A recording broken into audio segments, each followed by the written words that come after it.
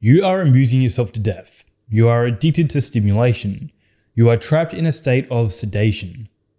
Because of this, you don't have the motivation to do the things you want to do and the things you know you should do. Dreams remain dreams and goals are unachieved. But I'm not going to tell you what you already know. Notifications, clicks, dopamine, instant gratification. So today I'm going to show you how I stopped amusing myself to death by using 3 techniques. But before we get to the first idea, there's something you need to know about why we are so addicted to overstimulation. After a lot of reflection about why I keep making the same mistakes that I continually do, even though I keep promising myself this will be the last time, I've come to a simple but harsh realization. I want to do it. I want to be bad. I wrote an idea a few months ago about the reason why we keep letting ourselves down is because we want things to be interesting. And unfortunately, our normal average lives pales in comparison to the content that we see online. The more structured and rigid you become, the more you want to break the walls down. You can think about it as a type of fragile rigidity. Jordan Peterson says we dislike tyrants so much that we can't even be a tyrant to ourselves. So true. We rebel and do things that are not good for us. The truth is there is a constant battle between the higher version of yourself and the lower version of yourself. Sometimes there's enough neurochemistry involved for the lower version of yourself to win. These 3 ideas addresses this. These 3 ideas will help you stack the neurochemistry of your higher self so the lower self doesn't win. Expect that and you won't be so judgmental of yourself when it inevitably happens. Remember what we talked about a few months ago. Imperfect consistency is a goal, not absolute consistency. That said, let's get into the first idea. Projects will fill the void left behind by stimulation. This is far by the most important idea for taking back control of your life in regards to overstimulation and focus. One of the biggest reasons why you're not productive is because you have nothing to be productive for. You have no reason to be at your best. You need a challenge to aim up to. You need a goal to aim for. Otherwise, you're lost and aimless. Let's say you don't like using your phone, and so you take it away. But what are you left with? You are left with all the reasons why you use your phone, but without anything to pour your time, energy, and effort into. If I didn't have the project of building my body in the gym, then I would waste about 8 hours per week. If I didn't have this YouTube channel where I'm trying to build an audience, then I would waste probably around 30 hours per week. If you're not sure where to start with a stream of problems in your life. What is it about yourself that you don't like? When I first got into self-improvement, I didn't like how weak I felt and looked. Lean into the problem. Research potential solutions that exist for that problem. Notice what sparks curiosity in your brain. The moment curiosity hits, go for it. Do the thing. For me, that first spark was a gym. I always had an interest in strength training, but there was also a lot of resistance about going to the gym. I didn't see myself as the type of person who would go train in the gym. And this is for obvious reasons, right? Of course, I'm not going to have the identity of a gym bro if I never stepped into the gym to begin with. This is what it means to step into the unknown. You're leaving a part of your identity behind so that you can create a new one. Look for the intersections this solution has with other problems in your life. This is how you develop a stack of whys behind your new thing. My stack for the gym was to get stronger, to look better, to get more attention from girls. I had a lot of reasons to go to the gym, but it wasn't a project yet. It became a project after 3 months of following a structured program where I saw some gains and genuine enjoyment from the things I was learning about, like building muscle and nutrition. At that point, the intrinsic motivators were stacked. I was curious.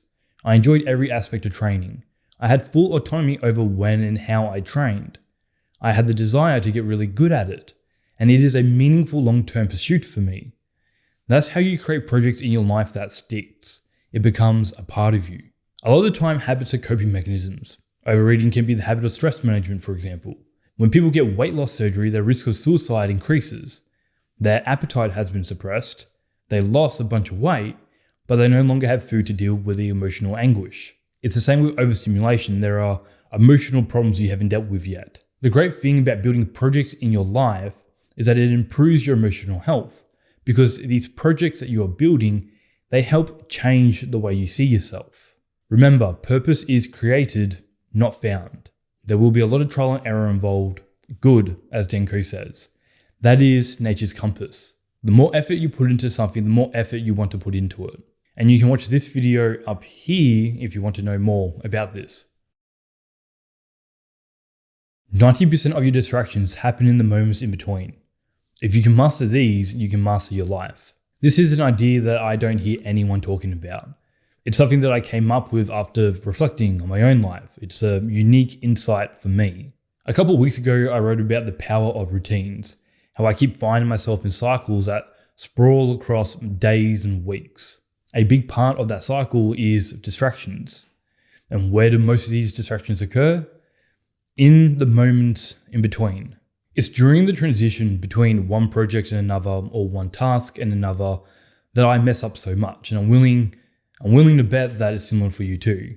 In the art of starting, which you can click up here, I wrote about why resistance is the highest when we are about to start a task. And that is exactly when we are most vulnerable to distractions. Once I start starting, the resistance fades and I get into a deep focus, sometimes even flow. Once I'm at the gym, the rest of the workout takes care of itself. Amusement after work but before gym has become my default for a while. Amusement after a filming session but before the next work block was my default. Amusement was my default whenever I finished one task and I needed to transition to the next thing. This is especially true whenever the next thing requires a change in state. There is a very different energy involved between writing a script and filming a YouTube video. And there's always some fatigue and tiredness that you had to contend with after finishing one thing that was somewhat challenging, and you're going to move on to something else that again is somewhat challenging. So the phone or the amusement facilitates that change in state. But you get distracted, scroll for too long, deplete your dopamine stores, and become apathetic and unmotivated towards the next task. So this is a real problem for all of us. And these are a couple of things that are working quite well for me right now. 1. Know what you need to do next. Indecisiveness is the biggest killer of productivity. If you don't know what you need to do and where you need to go, there are too many obstacles to overcome in your mind. You obviously become far more likely to amuse yourself to death. 2. Utilize micro habits to facilitate changes of state fast.